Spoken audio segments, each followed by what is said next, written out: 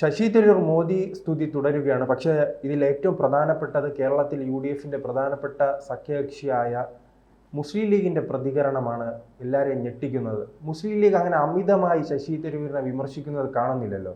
കാരണം ഈ മോദി സ്തുതിയോ പ്രത്യേകിച്ച് BJPക്ക് അനുകൂലമായ എന്തെങ്കിലും പ്രസ്ഥാനം ഉണ്ടെങ്കിൽ ആദ്യം ചാടി വീഴുന്നത് മുസ്ലിം ലീഗാണ്. മുസ്ലിം ലീഗ് ഇപ്പോൾ ഒരു മൃദു സമീപനമാണല്ലോ ഈ വിഷയവുമായി ബന്ധപ്പെട്ട് എടുക്കുന്നത്.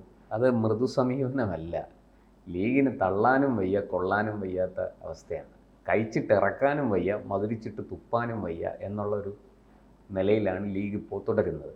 ഇതിൻ്റെ പ്രശ്നം എന്താണെന്ന് വെച്ചാൽ, ലീഗ് കുറച്ച് നാളുകൾക്ക് മുമ്പ്, അതായത് ഈ 2021 നിയമസഭാ തെരഞ്ഞെടുപ്പിൽ പിണറായി വീണ്ടും ജയിച്ച് അധികാരത്തിലെത്തി തുടർഭരണം നടക്കുകയാണ്.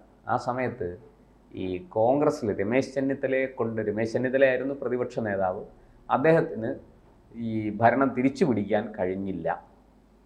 അത് അദ്ദേഹത്തിൻ്റെ ഒരു എന്താ പറയുക, കഴിവുകേടാണ് എന്നൊരു വിലയിരുത്തൽ പൊതുവേ ഉണ്ടായിട്ടുണ്ട്. അതിൻ്റെ ഫലമായിട്ട് ഹൈക്കമാൻഡ് ഇടപെടുകയും അദ്ദേഹത്തെ പ്രതിപക്ഷ നേതൃസ്ഥാനത്തുനിന്ന് മാറ്റി VD സതീശനെ പ്രതിപക്ഷ നേതാവാക്കുകയും ഒക്കെ ചെയ്തു.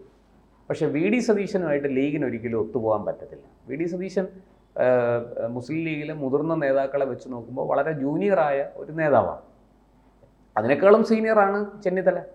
പക്ഷെ ചെന്നിത്തലയുമായിട്ട് ചില കാര്യങ്ങളിൽ അവർക്ക് ഒരു എന്താ പറയുക, വിയോജിപ്പുണ്ടായിരുന്നു. പ്രത്യേകിച്ച് ചെന്നിത്തല ആഭ്യന്തരമന്ത്രി ആയിരുന്നപ്പോൾ അന്ന് 1921 മലബാർ കലാപത്തെക്കുറിച്ച് അന്നത്തെ KPCC പ്രസിഡൻ്റായിരുന്ന മാധവൻ നായർ ഒരു പുസ്തകം എഴുതി. ആ പുസ്തകത്തെ ചൊല്ലിയാണ് ആ വിവാദം ഉണ്ടായത്. അത് ലീഗ് ഏറ്റുപിടിക്കുകയും അങ്ങനെ ചെന്നിത്തലയും ലീഗും തമ്മിലുള്ള ഒരു അകൽച്ച ആരംഭിക്കുകയും ചെയ്തു. അത് പക്ഷേ ഇപ്പോൾ അതൊക്കെ മാറിയിട്ടുണ്ട്. അപ്പോൾ ആ അകൽച്ച നിലനിന്ന കാലത്ത് അവർ എന്ത് ചെയ്തു, കേരളത്തിൽ ഒരു കോൺഗ്രസിൻ്റെ ഒരു മുഖ്യമന്ത്രി സ്ഥാനാർത്ഥിയായിട്ട് അവർ തന്നെ ഉയർത്തിക്കൊണ്ടുവന്നയാളാണ് ശശി തരൂർ.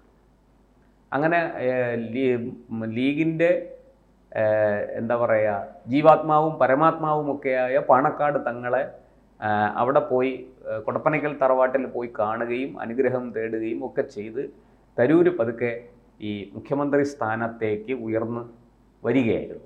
അതുപോലെ തന്നെ നമുക്കറിയാം, NSSും തരൂരിനെ ക്ഷണിച്ച് അവരുടെ പരിപാടികളിലൊക്കെ പങ്കെടുപ്പിച്ച് തരൂരിന് വലിയ എന്താ പറയുക സമ്മതി കൊടുത്തു, സമുദായത്തിൻ്റെ ഒരു സമ്മതി കൊടുത്തു. എന്ന് മാത്രമല്ല, അത് ഡൽഹി നായരല്ല, അദ്ദേഹം ഒറിജിനൽ കേരള നായരാണ് എന്ന് പറയുകയും അങ്ങനെ അദ്ദേഹത്തിന് അങ്ങനെ ഒരു സ്വീകാര്യത ഉണ്ടാക്കാൻ NSSും ശ്രമിച്ചു. ഇങ്ങനെ ഒരു പൊതുവായ അക്സെപ്റ്റൻസ് തരൂരിന് വരുന്ന സമയത്താണ് ഈ മുസ്ലിം ലീഗ് അദ്ദേഹത്തെ പാലസ്തീൻ ഐക്യദാർഢ്യം പ്രഖ്യാപിച്ചുകൊണ്ട് കോഴിക്കോട് ഒരു വലിയ പരിപാടി സംഘടിപ്പിക്കുകയും അതിലേക്ക് മുഖ്യാതിഥിയായിട്ട് തരൂരിനെ ക്ഷണിക്കുകയും ചെയ്തു. പക്ഷെ അവിടെ ചെന്നപ്പോൾ തരൂരിന് തൻ്റെ നിലപാട് മാറ്റാൻ പറ്റില്ല. അദ്ദേഹം പാലസ്തീൻ ഐക്യദാർഢ്യമൊക്കെ പ്രഖ്യാപിച്ചു. പക്ഷേ ഈ ഹമാസ് ഒരു ഭീകര സംഘടനയാണെന്ന് അദ്ദേഹം പറഞ്ഞുപോയി അവിടെ വെച്ച്.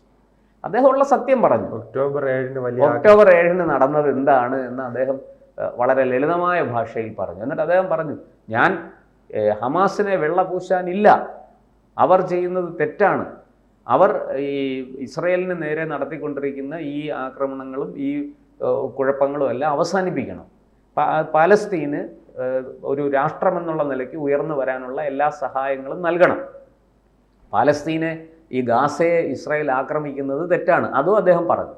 പക്ഷെ അദ്ദേഹം ഈ ഒരു വാക്ക് പറഞ്ഞുപോയി, ഹമാസ് കുഴപ്പക്കാരാണ്, ഹമാസ് ഭീകരരാണ് എന്ന് പറഞ്ഞുപോയി. അതോടുകൂടി ലീഗ് വലിയ പ്രതിസന്ധിയിലായി. ലീഗിന് ക്ഷണിച്ചും പോയി, വേദിയിൽ നിന്ന് ഇറക്കി വിടാനും പറ്റില്ല. ലീഗ് ആകെപ്പാടെ വെടികൊണ്ട പന്നിയെ പോലെ ആയിപ്പോയി. അങ്ങനെ ലീഗ് വലിയ ബുദ്ധിമുട്ടിലായി. എന്ത് പറ്റി, അതോടുകൂടി ലീഗും തരൂരും തമ്മിലുള്ള ആ ബന്ധം അവിടെ വെച്ചങ്ങ് മുറിഞ്ഞു. മാധവൻ നായരെ ശ്ലാഘിച്ച അന്ന് മുസ്ലിം ലീഗും കോൺഗ്രസും 2 തട്ടിലാണ്. 1921 മുസ്ലിം ലീഗിനെ നഖശികാന്തം എതിർക്കുന്ന ഒരു പാർട്ടിയായിരുന്നു കോൺഗ്രസ്. കോൺഗ്രസിൻ്റെ ഏറ്റവും വലിയ എതിരാളി മുസ്ലിം ലീഗായിരുന്നു.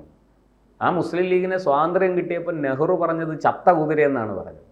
എന്നാൽ മുസ്ലിം ലീഗ് ഇവിടുന്ന് കൂടും കുടുക്കി എടുത്ത് നേരെ പാകിസ്ഥാനിലേക്ക്, വിഭജിച്ച് കിട്ടിയ പാകിസ്ഥാനിലേക്ക് പോയി. പിന്നെ ഇവിടെയുള്ള മുസ്ലിം ലീഗിലെ ബാക്കി വന്നവർ ചത്ത കുതിര എന്നാണ് നെഹ്റു വിശേഷിപ്പിച്ചത്. ആ മുസ്ലിം ലീഗിനെയാണ് പിന്നീട് കോൺഗ്രസ്, ആ ചത്ത കുതിരയെ കോൺഗ്രസ് ചുമക്കുന്ന കാഴ്ചയും കേരളം കണ്ടു അല്ലേ. അവർക്ക് മന്ത്രിസ്ഥാനമൊക്കെ കൊടുത്ത് 5 മന്ത്രിമാരെ വരെ കൊടുത്ത് അവരെ സമൂഹത്തിൻ്റെ മുഖ്യധാരയിലേക്ക് എത്തിച്ചു എന്നുള്ളതാണ് കോൺഗ്രസ് ചെയ്തത്. അപ്പോൾ അതൊക്കെ നടന്നു കഴിഞ്ഞിട്ട് ആണ് ഈ തരൂർ സംഭവം ഉണ്ടാകുന്നത്. അതോടുകൂടി ലീഗ് പുലിവാല് പിടിച്ചതുപോലെയായി. ഇത് സമുദായത്തിൻ്റെ മുന്നിൽ, മതവിശ്വാസികളുടെ മുന്നിൽ ലീഗിന് മറുപടിയില്ലാതെ അങ്ങനെ ലീഗ് ഒന്നാം തലാക്ക്, രണ്ടാം തലാക്ക്, മൂന്നാം തലാക്ക് എന്ന് പറഞ്ഞ് മുത്തലാക്ക് ചൊല്ലി തരൂരുമായിട്ടുള്ള ബന്ധം ഉപേക്ഷിച്ചു. പകരം ഒരാളെ ആവശ്യമുണ്ട്. അത് വീണ്ടും അവരുടെ ഇത് രമേശ് ചെന്നിത്തലയിൽ ചെന്ന് നിന്നു. രമേശ് ചെന്നിത്തലയ്ക്കും കുറച്ചൊക്കെ മയം വന്നു. കാരണം ഇപ്പോൾ 8-9 വർഷമായിട്ട് പ്രതിപക്ഷത്തിരിക്കുകയല്ലേ, എങ്ങനെയെങ്കിലും ആ മുഖ്യമന്ത്രി കസേരയിൽ ഇരിക്കണം എന്നുള്ളത് അദ്ദേഹത്തിൻ്റെ ഒരു വലിയ ആഗ്രഹമാണ്. അതുകൊണ്ട് അദ്ദേഹവും ലീഗുമായിട്ട് വിട്ടുവീഴ്ച ചെയ്തു. ഇവിടെ ഇപ്പോൾ അങ്ങനെ ലീഗ് വീണ്ടും അവരുടെ ഒരു സ്വാധീനം ഉറപ്പിച്ചു. പക്ഷേ തരൂരിൻ്റെ കാര്യത്തിൽ ഇപ്പോൾ പുതിയ വിവാദങ്ങൾ ഉണ്ടായി വരികയാണ്. തരൂര് അതാണ് ഈ പ്രത്യേകിച്ച് കേരളം ഒരു തെരഞ്ഞെടുപ്പിലേക്ക് പോകുന്ന കാലത്ത് ശശി തരൂർ ഇങ്ങനെ മോദി സ്തുതി പറഞ്ഞുകൊണ്ടിരിക്കുമ്പോൾ അത് വലിയ പ്രതിസന്ധിയാവില്ല. കാരണം ഇപ്പോൾ കേരളത്തിലെ BJP നേതാക്കളെ എടുത്തു നോക്കിയാൽ അവരിങ്ങനെ കൃത്യമായ ഒന്നും പറയില്ല. അറിയാമല്ലോ, കെ സുരേന്ദ്രൻ അടക്കമുള്ള നേതാക്കൾ എപ്പോഴും എന്തെങ്കിലും വിഡ്ഢിത്തനങ്ങൾ വിളിച്ച് പറയുകയാണ്. പക്ഷെ ശശി തരൂർ നോക്കുകയാണെങ്കിൽ മോദിയെക്കുറിച്ച് കൃത്യമായി പറയുകയാണ്. ഓപ്പറേഷൻ സിന്ദൂറിനെ മലയാളികൾക്ക് മുന്നിൽ കൃത്യമായി വിവരിച്ചിട്ടുണ്ട്. അദ്ദേഹം ഇംഗ്ലീഷിൽ പറയുന്നതെങ്കിൽ അത് മാധ്യമങ്ങളിലൂടെ മലയാളത്തിൽ ജനങ്ങൾക്കിടയിലേക്ക് എത്തുന്നുണ്ടല്ലോ. അദ്ദേഹം പറയുന്നതെല്ലാം വളരെ കൃത്യമായിട്ട്. അത് ഈ കാര്യത്തിൽ മാത്രമല്ല, ഈ ഓപ്പറേഷൻ സിന്ദൂറിൻ്റെ കാര്യത്തിൽ മാത്രമല്ല, ലീഗിനെ വെട്ടിലാക്കി ഈ 2024 തെരഞ്ഞെടുപ്പ് കഴിഞ്ഞ് സർക്കാർ അധികാരമേറ്റ് ആദ്യത്തെ പാർലമെൻറ്റ് സമ്മേളനത്തിൽ കോൺഗ്രസ് വലിയ ബഹളം ഉണ്ടാക്കി. അന്ന് തരൂര് പുറത്തു വന്ന് മാധ്യമങ്ങൾക്ക് നൽകിയ ബൈറ്റിൽ അദ്ദേഹം ആദ്യം പറഞ്ഞത് ഇത് ശരിയല്ല, പാർലമെൻറ്റ് സമ്മേളിക്കണം, അവിടെ അനാവശ്യമായി ബഹളം ഉണ്ടാക്കരുത്, ചർച്ചകൾ നടക്കണം, ജനങ്ങൾക്ക് വേണ്ടിയിട്ടാണ് പാർലമെൻറ്റ്, ജനങ്ങൾക്ക് വേണ്ടി നിയമങ്ങൾ നിർമ്മിക്കാനാണ് പാർലമെൻറ്റ്, അതുകൊണ്ട് നിയമങ്ങളെക്കുറിച്ച് ചർച്ച നടത്തണം. വഖഫ് ബിൽ ഉൾപ്പെടെയുള്ള വിഷയങ്ങളിൽ വലിയ പ്രതിസന്ധി ഉണ്ടായി.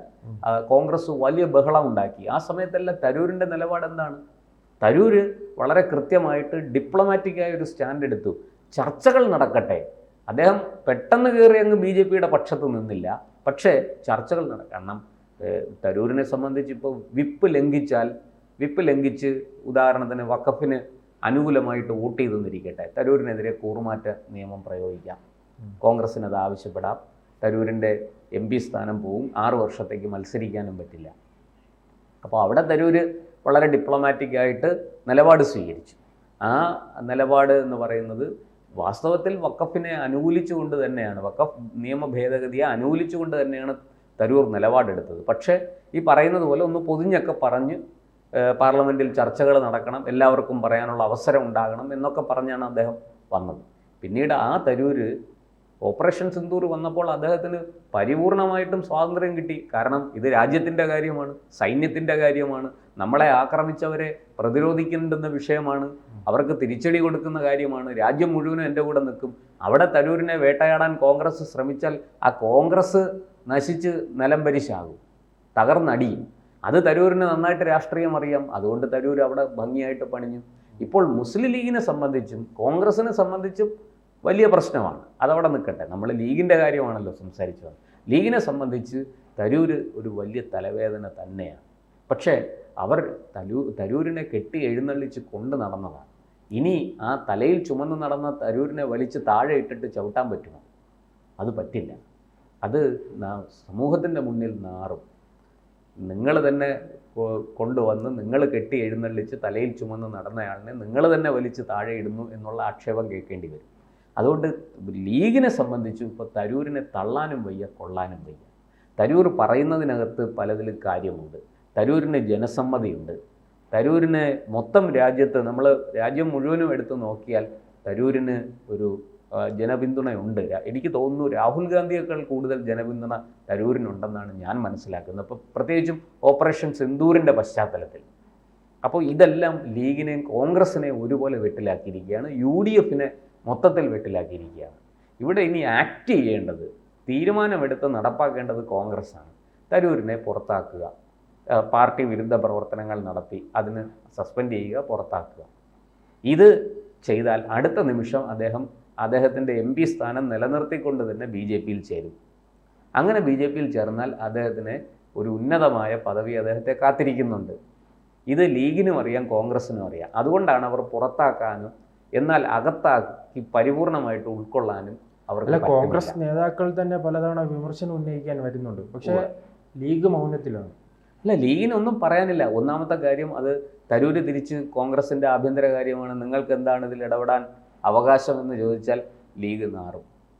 പിന്നെ പണ്ട് നിങ്ങളടക്കം ലീഗ് അടക്കമുള്ളവരാണ് എന്നെ മുഖ്യമന്ത്രി സ്ഥാനാർത്ഥിയായിട്ട് ഉയർത്തി കാണിച്ചത് എന്ന് പറഞ്ഞ് തരൂര് തിരിച്ചു കൊട്ടാൻ മിടുക്കനാണ്. തരൂരിന് മർമ്മം അറിയാം. തരൂര് അങ്ങനെ തന്നെ കളിക്കും. അപ്പോൾ ലീഗിന് മറുപടിയില്ല. ലീഗ് കോൺഗ്രസിന്റെ മുന്നിലും ലീഗിന് കോൺഗ്രസ് തന്നെ വലിയ പ്രതിസന്ധിയാകും. കാരണം മറ്റൊരു കാര്യമുണ്ട്, ഈ ശശി തരൂരിന് വേണമെങ്കിൽ അങ്ങനെ ഒരു അജണ്ട വയ്ക്കാം, കോൺഗ്രസിനെ മുസ്ലിം ലീഗ് വിഴുങ്ങുന്നു. കാരണം ഇവിടെ ഇപ്പൊ അങ്ങനെ ഒരു ആരോപണം ഉണ്ടല്ല. UDFന്റെ മുഖ്യമന്ത്രി സ്ഥാനാർത്ഥിയെ നിശ്ചയിക്കേണ്ടത് ആരാ? കോൺഗ്രസ് ആണ് ഏറ്റവും വലിയ പാർട്ടി. കേരളം മുഴുവനുള്ള ഒരു പാർട്ടി കോൺഗ്രസ് ആണ്. ലീഗിന് മലബാറിൽ മാത്രമേ സ്വാധീനമുള്ളൂ. അപ്പോൾ കോൺഗ്രസിൻ്റെ മുഖ്യമന്ത്രി സ്ഥാനാർത്ഥിയെ തീരുമാനിക്കുന്നത് മുസ്ലിം ലീഗാണ്. കോൺഗ്രസിൻ്റെ മുഖ്യമന്ത്രി സ്ഥാനാർത്ഥി ഇന്നാളാകണം എന്ന് പറഞ്ഞ് സമ്മർദ്ദം ചെലുത്തേണ്ടത് മുസ്ലിം ലീഗാണോ? മുസ്ലിം ലീഗിന് എന്ത് കാര്യം അതിനകത്ത്? ഇവിടെ അതുകൊണ്ട് തന്നെ മുമ്പ് നമ്മൾ പലപ്പോഴും കണ്ടിട്ടുണ്ട്, കെ കരുണാകരനെ അധികാരത്തിൽ നിന്ന് ഇറക്കിയത് ലീഗാണ്. ലീഗിൻ്റെ സമ്മർദ്ദ തന്ത്രമാണ് ചാരക്കേസ് വന്നപ്പോൾ കെ കരുണാകരന് രാജിവെച്ച് ഒഴിയേണ്ടി വന്നത്. അന്ന് KM മാണിയും ബാലകൃഷ്ണ പിള്ളയും ഒക്കെ അടക്കമുള്ളവർ, സമുദായ സംഘടനകളൊക്കെ കെ കരുണാകരനൊപ്പം നിന്നു. പക്ഷേ ലീഗ് അന്ന് കട്ടായം നിർബന്ധം പിടിച്ചു, ഇല്ലെങ്കിൽ ഞങ്ങൾ പിന്തുണ പിൻവലിക്കും, കെ കരുണാകരനെ മാറ്റിയേ പറ്റുള്ളൂ. അപ്പോൾ ഇത്തരത്തിൽ കോൺഗ്രസിനെ പിന്നിൽ നിന്ന് നിയന്ത്രിക്കാൻ കോൺഗ്രസിൻ്റെ കടിഞ്ഞാൺ ലീഗ് എടുക്കുന്നത് നല്ല കാര്യമല്ല. അത് വലിയ തിരിച്ചടി ലീഗിന് ഉണ്ടാക്കുമെന്ന് ലീഗിനും അറിയാം. അതൊക്കെ കൊണ്ടാണ് ലീഗ് തരൂരിൻ്റെ കാര്യത്തിലും ഈ ഒരു അവധാനതയോടുകൂടി ശ്രദ്ധയോടുകൂടി പ്രതികരിക്കുന്നത്. അല്ലാതെ മറ്റൊന്നുമല്ല. ശരിക്കും തരൂരിനെ വേണമോ വേണ്ടയോ ഈ കാര്യത്തിൽ ഒരു മറുപടി പറയാൻ വേണ്ട എന്ന് തന്നെയാണ് ലീഗിൻ്റെ തീരുമാനം. പക്ഷേ അത് പറയാനുള്ള ആർജവവും തൻ്റെ ഇടവും ലീഗിനിപ്പോൾ ഇല്ല. അതാണ് സത്യം. കൂടുതൽ വാർത്തകളും വിശേഷങ്ങളും നിങ്ങളിലേക്ക് എത്താൻ ABC മലയാളം സബ്സ്ക്രൈബ് ചെയ്യുക, ബെൽ ബട്ടണും അമർത്തുക.